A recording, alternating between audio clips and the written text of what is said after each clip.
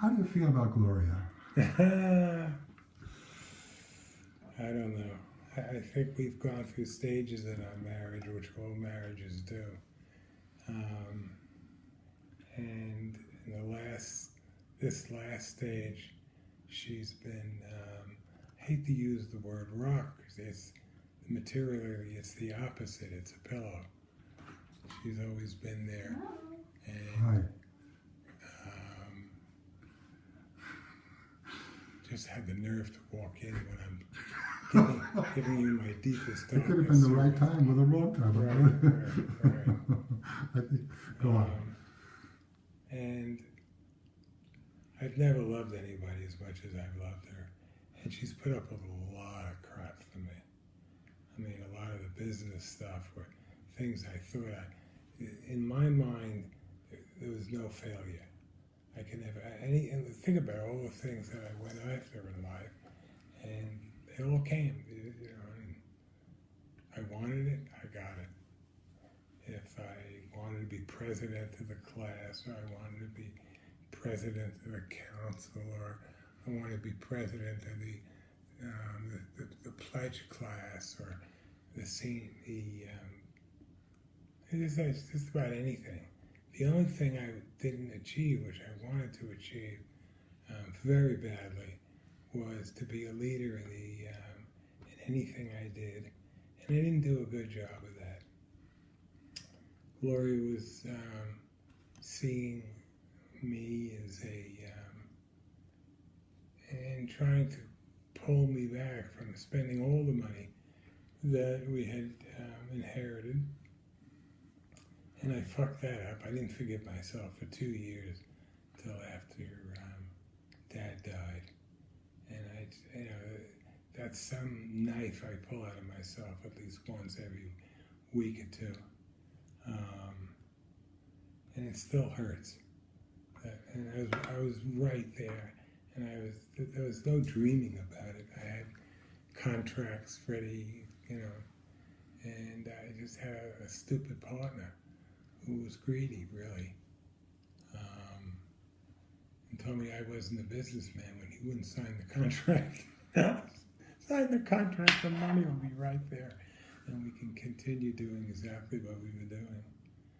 And there was Gloria, just, you know, she had me dying inside, because, you know, she had never seen that kind of money. Well, I hadn't seen that kind of money.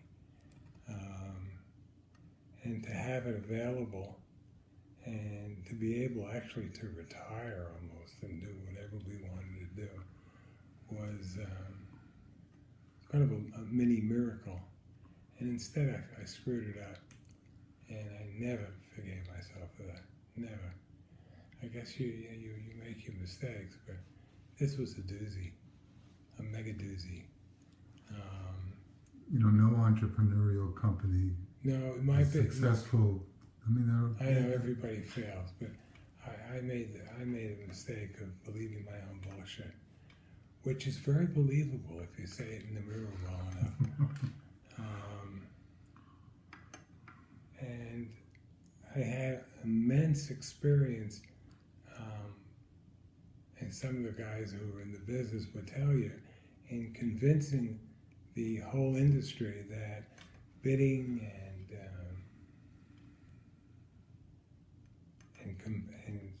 not getting,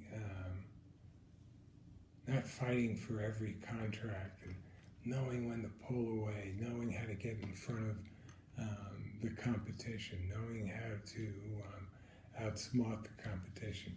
Ken, immodestly, I was way ahead of everybody. I had gotten that from my friends who were from other industries, and they had taught me, you know, if this was going to work, these was the factors, and I had them all down pat. I tested them, and I ran them through, you know, this and that.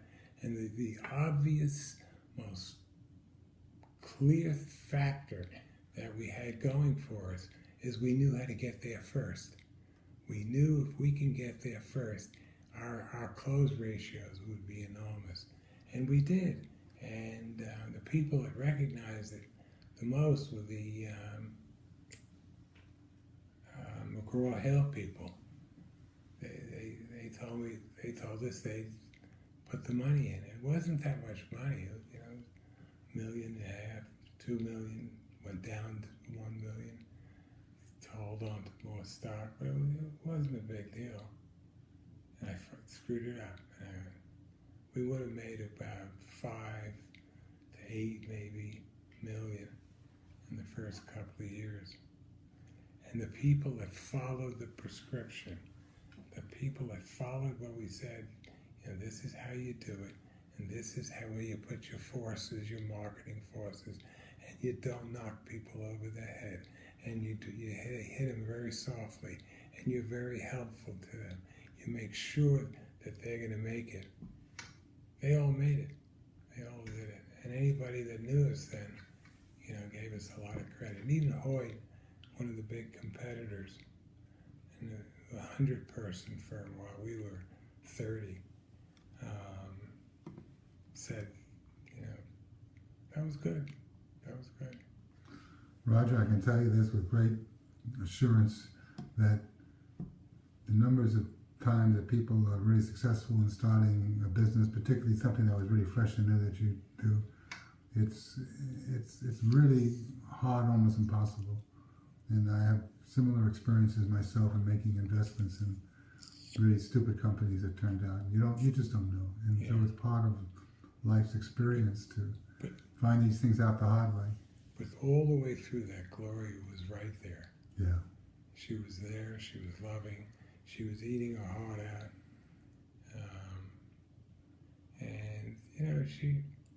Gloria had more common sense in her than probably the whole family combined.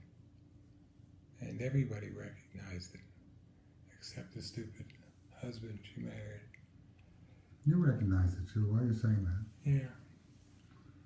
And so you've had a very long and successful marriage. Very long and very successful. 2 beautiful children.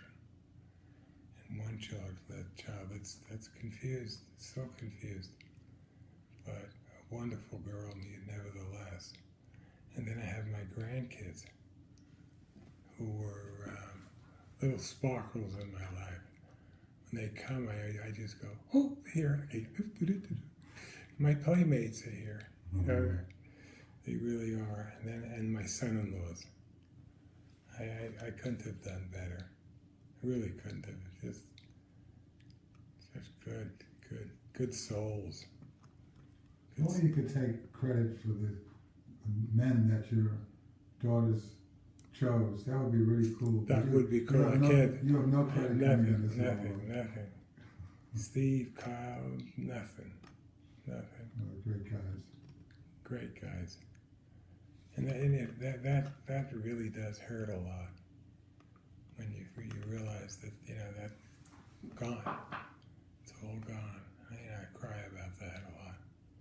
The worst, I think, is not being able to see Gloria, and then not being able to see the girls, and then the grandkids. When that picture I did with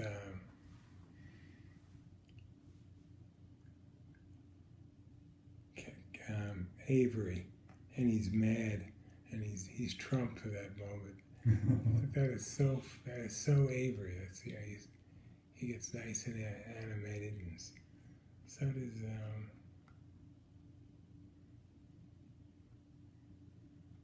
You got to experience them and to know them and to love them. I did. They shouldn't feel sorry for myself, considering they love you very much as well. Yeah. As we all know. Pop. I wish we had that relationship with our grandparents. Our grandparents. We had none of that. Mm-hmm. None of that. Mom and Dad never came to see me play basketball. Just once. And that meant a lot to me, for whatever reasons. You know what was nice, though? Here's one that was beautiful. A couple of the guys at the reunion we went to in Vermont quickly picked up how smart Gloria was. And I was so proud of her. She's just, I don't know how I say it, she's twice as smart, twice as beautiful, and loving. Just loving. Bossy as hell. But, you know, I already had one of those. You.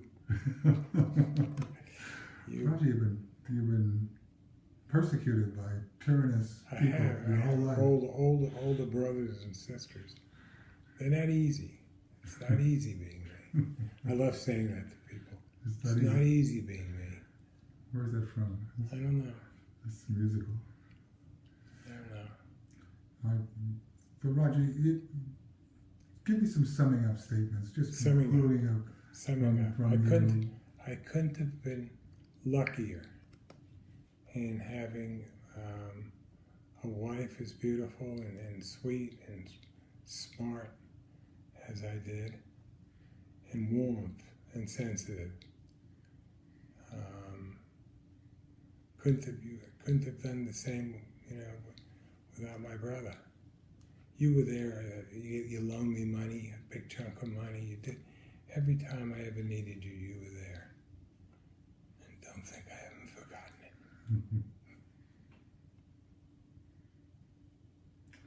Roger, that was really very beautiful, and it's great you're sharing your deepest thoughts with everyone. So as Gloria walks in, we said you'll have to come back later. Yeah, well, let her watch this and see if she's.